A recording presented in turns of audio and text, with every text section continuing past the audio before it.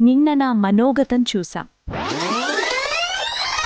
అసలు టీటీడీలో కల్తీ నెయ్యి అనే ప్రక్రియ ఎలా జరిగిందో ఇప్పుడు చూద్దాం.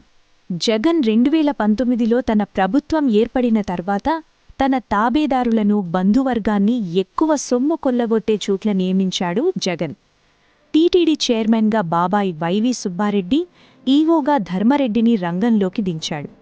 నా కల్తీకి ఇదే మొదటి మెట్టు. తిరుమలకి నెయ్యి సరఫరా చేసి టెండర్లలో పాల్గొనేందుకు కఠినమైన నిబంధనలు ఉండేవి. కానీ హైకమాండ్ సూచనలతో ఈ రెడ్డిద్వయం ఆ నిబంధనలను తుంగలో తొక్కేసింది. హైకమాండ్ అంటే ఎవరో అనుకునేరు. ఎవరో కాదు, జగన్ రెడ్డే. ఎవరు ఎక్కువ కమిషన్ ఇస్తే వాళ్లందరికీ ఇచ్చేట్టు చేసుకున్నారు సుబ్బారెడ్డి, ధర్మరెడ్డి. నిబంధనలను ఎంత దారుణంగా సడలించారంటే డైరీ వెన్న సేకరణ, నెయ్యి ఉత్పత్తి చేయకపోయినా పర్లేదు అనేంతగా.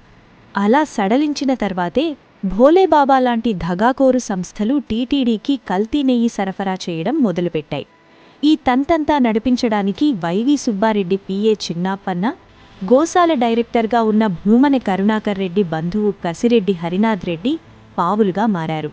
అసలు పాల ఉత్పత్తుల వ్యాపారంలో ఎటువంటి అనుభవం లేని భోలేబాబా డైరీ 60 లక్షల కిలోల కల్తీ నెయ్యి సరఫరా చేసి దానితో సుమారుగా 20 కోట్ల కల్తీ లడ్డూలు తయారు చేసి పంపిణీ చేశారు.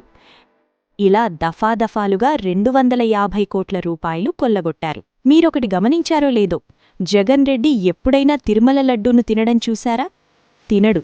ఎందుకంటే అతనికి తెలుసు అందులో జంతువుల కొవ్వుందని. కానీ దేశం నలుమూలల నుండి వచ్చిన భక్తులకు మాత్రం పంపిణీ చేసి వారి మనోభావాలతో ఆడుకున్నాడు. నన్నిలా అపవిత్రం చేసిన మహాపాపం ముమ్మాటికీ జగన్ రెడ్డిదే.